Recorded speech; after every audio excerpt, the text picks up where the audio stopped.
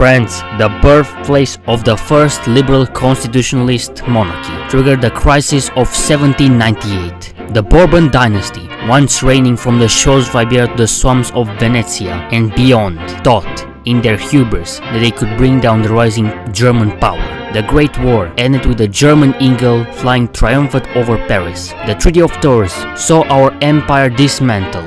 The monarchy ended. Artificial states created to divide our peoples, and a near total demilitarization of our nation. This 20-year armistice sent France into a spiral of revanchist fervor, culminating in the two main political factions, Action Française and the French Popular Front, together with the left nationalists seizing power in France.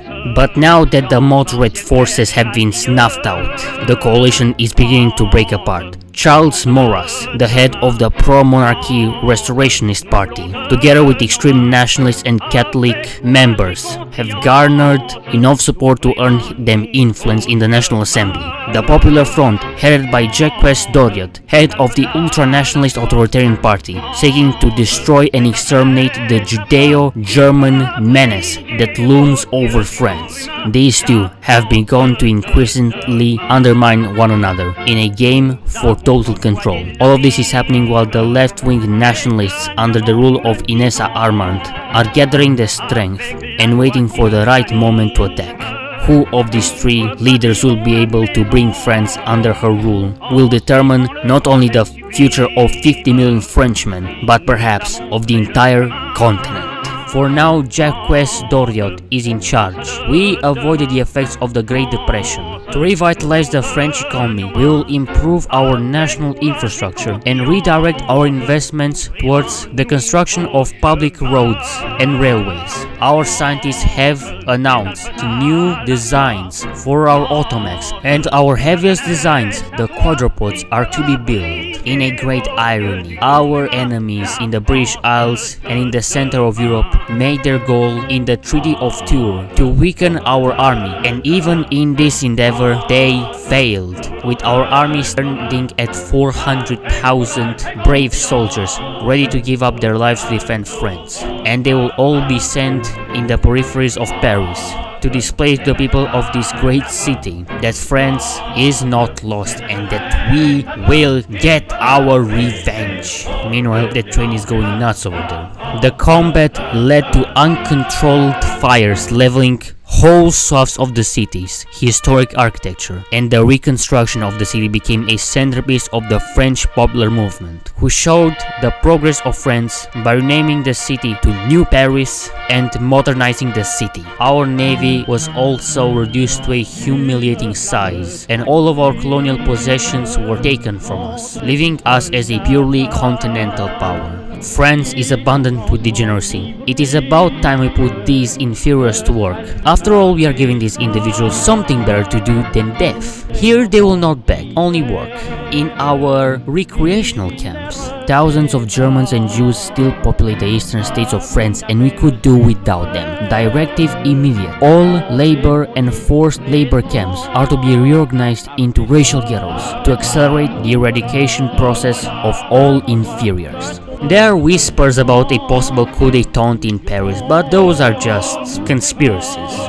Nothing to worry about. Everyone just calm down. Oh, whatever, the paramilitary organizations are mobilizing. Again, nothing to worry about. Everyone just stay calm. And the old big teethed fellow kicked the bucket. Go get a kick up the arse, Britain. And in a shocking turn of events, through skillful maneuvering and plotting, Inessa Armand and her left nationalists have seized the reins of the state, seeking to create a new nation built on their socialist vision. She can be described as both revolutionary and counter-revolutionary. And Inessa's first action was to partially mobilize the French economy to prepare it for the struggles that were yet to come. And in the wake of this event, the brightest minds of France were gathered in Paris to draft a new constitution, transferring power from the out-of-touch bureaucrats in Paris to the syndicates in the countryside.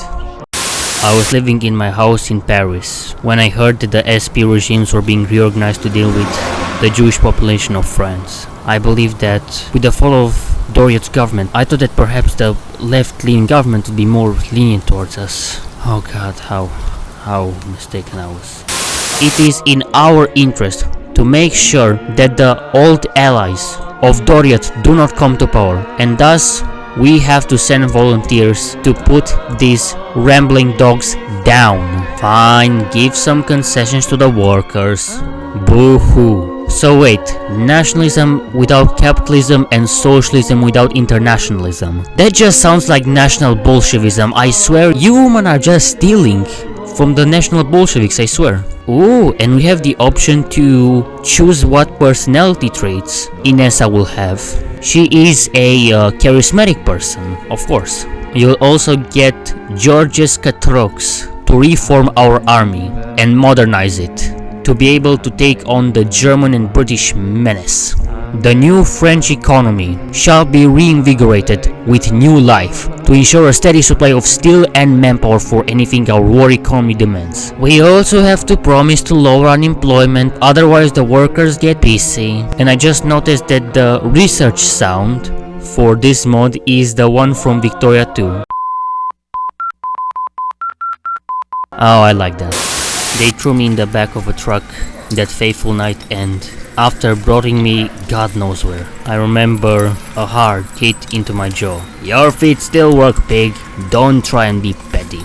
Those soldiers, those animals, they threw me in a cold, dead cell. Only the light from a small window could be seen, and the flickering of another person's soul in the same cage with me. Some man or someone, God bless their souls, apologize for not being to patch me up after my rough fall on the concrete floor of this prison. I knew that whatever was going to happen next, it would be horrible, but at least there were people like them left still clinging on to some of their humanity.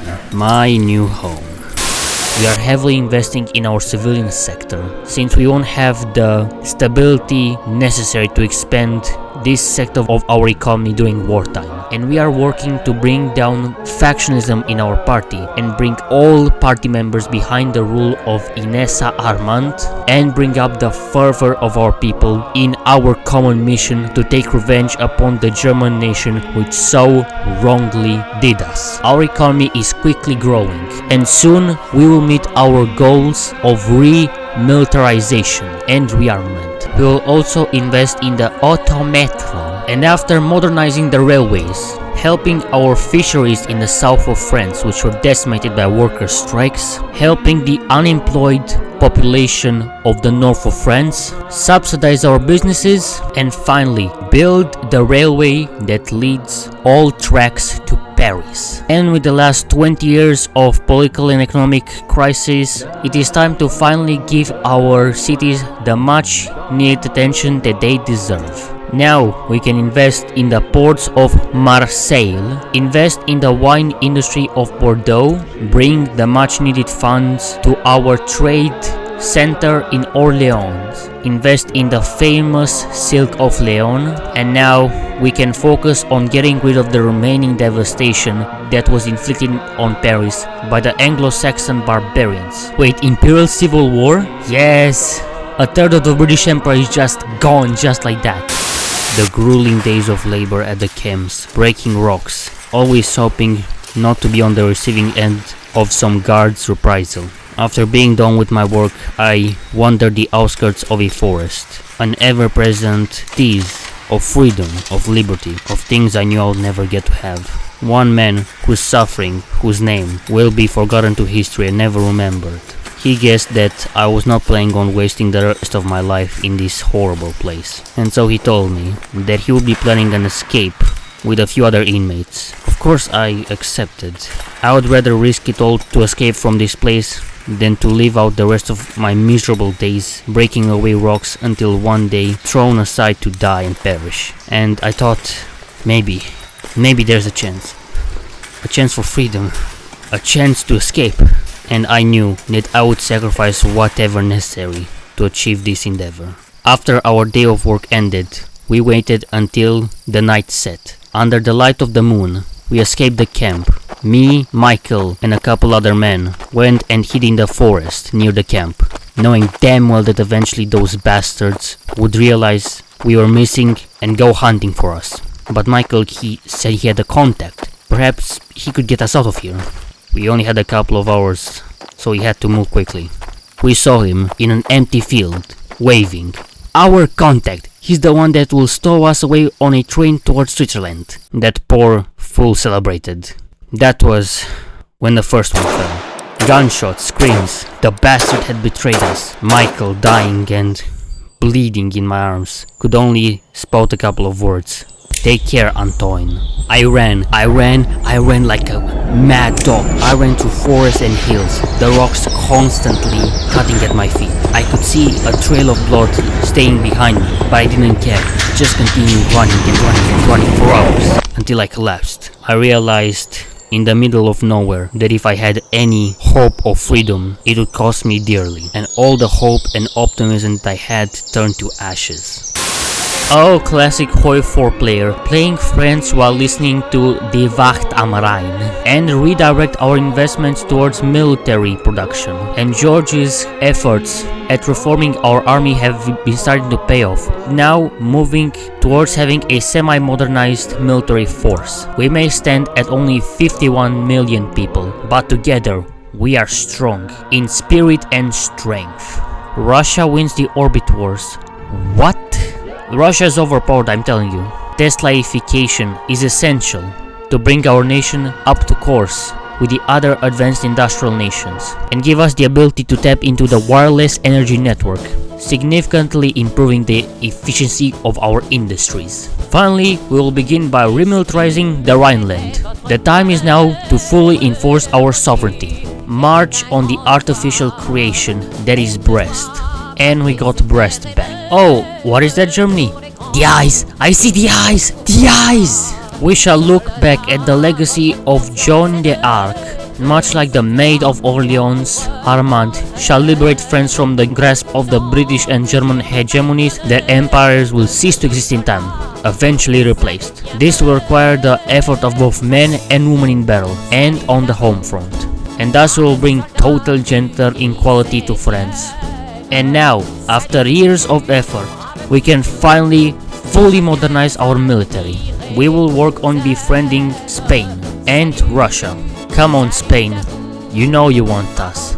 Just do it. And Spain joins the Pacte Revanchisme. Hoorah! We'll approach Corsica, where Napoleon VI lies. Look at him, he's so smug. Well, that was a bad decision, Napoleon.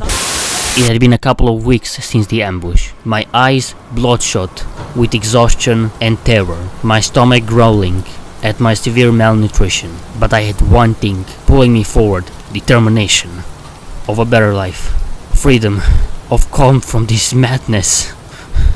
With my feet still bleeding, I managed to reach the port of Calais. Of course, I was not able to go into the city. I had to wait until the night, go through the garbage bins and scrounge whatever food I could find, while resting in a barn house outside the city. But I knew damn well that I couldn't keep this going for more than a couple of weeks. Eventually the damn bastards would find me out. They would hang me and clap as I laid there dying. So I decided I was going to take a leap of faith. If this didn't work, God help me, because there was no salvation otherwise. And walked into the city. That's when I saw it. What I was looking for. A British ship preparing to return to Dover. I entered the deck of the ship and hid away in a cupboard, hoping, praying to the Lord for protection. That was when I saw them. A light peered into the darkness, and I could see two curious eyes staring at me. Two English fellows, with one captain that asked me, "And who are you?"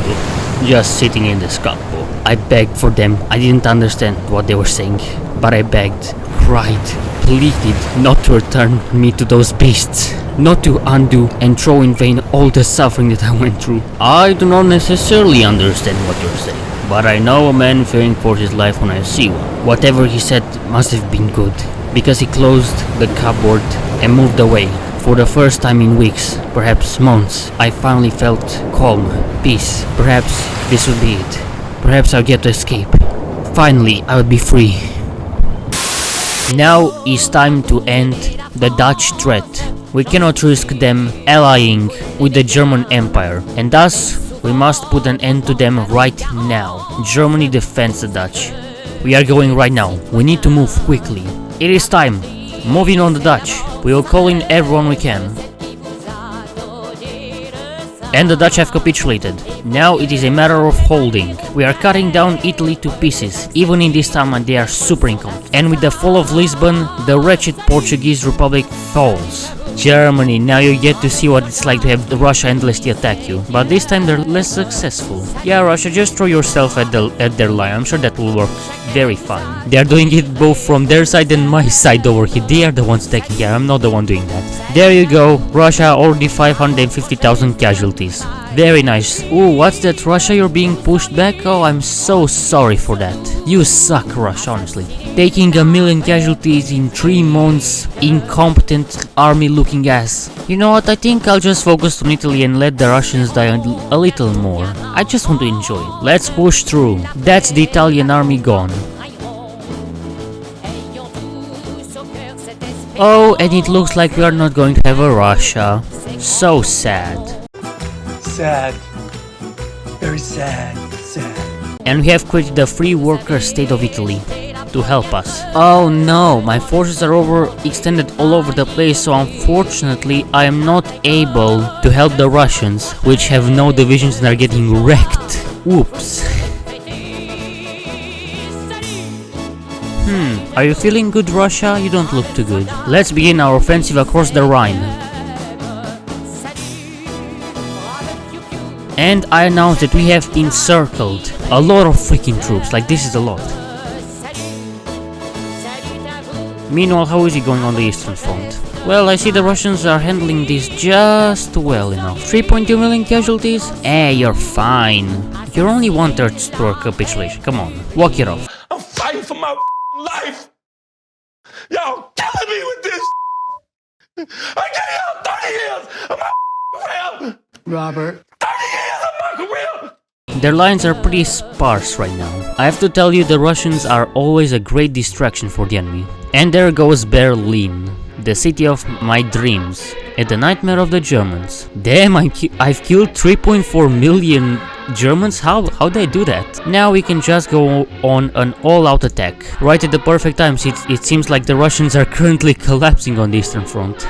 By iron and blood Germany was born, and by iron and blood she shall die. With most of the German country occupied, France has found it necessary to establish a pseudo-independent German state with its capital in Nuremberg. It was proclaimed as a sister republic to France, which has earned it very little recognition on the world stage. And look at him, Wilhelm Pieck, he looks very happy, honestly. Oh, and we just immediately declare war on Denmark. The Germans are our servants. They shall be reminded of this fact, else descent may occur. How are you feeling, Russia? You don't look so well. You're good, Russia, you still have like 53 divisions, don't cry so much. Yeah, we need to stabilize our sister republic in Nuremberg. Germany is rich in resources. We shall fill these mines that lay underutilized for the benefit of the French nation. Of course, while it is expected that Germany will pay the costs. But Mexico is, in fact, you will soon find out, paying for the wall, okay? We will hold the first tribunal. Now it's time to push the imperialists out of Scandinavia. The Swedish Peasants and Workers' Republic has been established, and there goes Norway too. Now it only remains to clean up this mess. We will migrate Rhenish factories for France's increased material demand, and import German labor from the new German state, as donations of course, and finally integrate the Rhineland. We have been able to amass enough naval superiority in the channel to launch our automats across it. After landing in Dover, I managed to get myself a job working in a factory, making guns for the British war effort. It wasn't much, but things were finally starting to look up. As long as the British Navy could keep those madmen away, perhaps I would finally be able to rest, to calm down, but it was not meant to be. For when I heard the first news of French troops landing on the shores of Dover, I knew it wouldn't be long until they reached my apartment in Southwark. And as the jewel of the British Empire, London, was starting to collapse, I knew I had to get away, for if I didn't, I would just be hunted down again, this time in a land in which I didn't even speak the language. I found a car taking people to the Scottish city of Glasgow, and by the time I arrived, I already heard that London had fallen, and so did Liverpool. Perhaps God had some mercy. some pity, because I managed to sneak on another ship that was heading for the shores of New York. And after days of travel, I finally arrived, a place where I could finally find true safety. My first few months there, not knowing the language and not having any useful skills, that I fell on quite hard times. But I now was able to enjoy my suffering as a free man.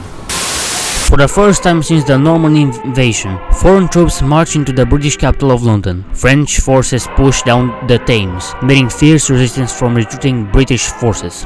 The royal family has reportedly been evacuated to Scotland, and thus falls the British Empire. In a show of force, the British capital of London was shelled beyond one's comprehension. The only building untouched by the bombardment was a small Anglican church, notably flying the Union Jack until it was destroyed by packed soldiers stationed there. After invading what remained of the German and Dutch forces in exile, we declared total victory over the Judeo-capitalist forces of the world, and announced that the Pacte Revanchiste stands victorious over Europe. And now, together with our Russian brothers, we shall forge a peaceful and prosperous future for all of Europe.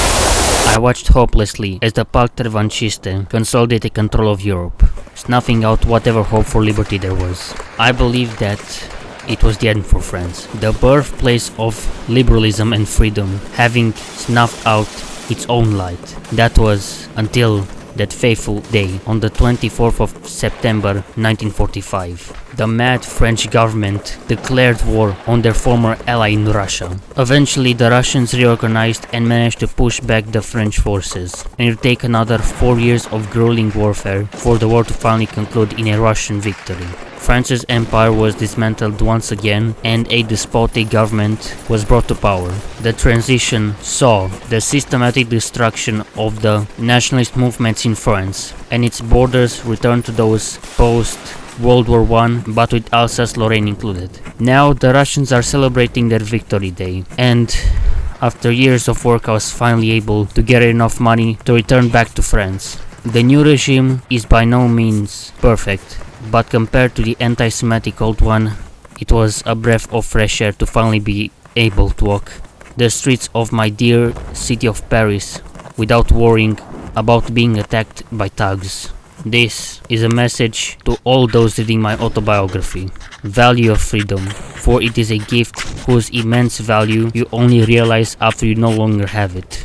Despise the demagogues and politicians that claim that through hatred and division they can bring you peace. I beg to all of those reading this to fight for every bit of freedom and liberty that they possess, and especially for those American readers whose generosity and compassion helped me through my hard years starting up in America. And my final message to my dear readers is to never give up. The tyrant may oppress you, he may strike you, he may break you, but as long as in spirit you never give up. Just like every other tyrant throughout history, he will flounder and fall. For man was born to fight against his instincts to self-destruction and to mold the world into a beautiful creation in God's light. And I wish luck to the next generation to successfully pass the torch of freedom so that the next generation may get to protect it.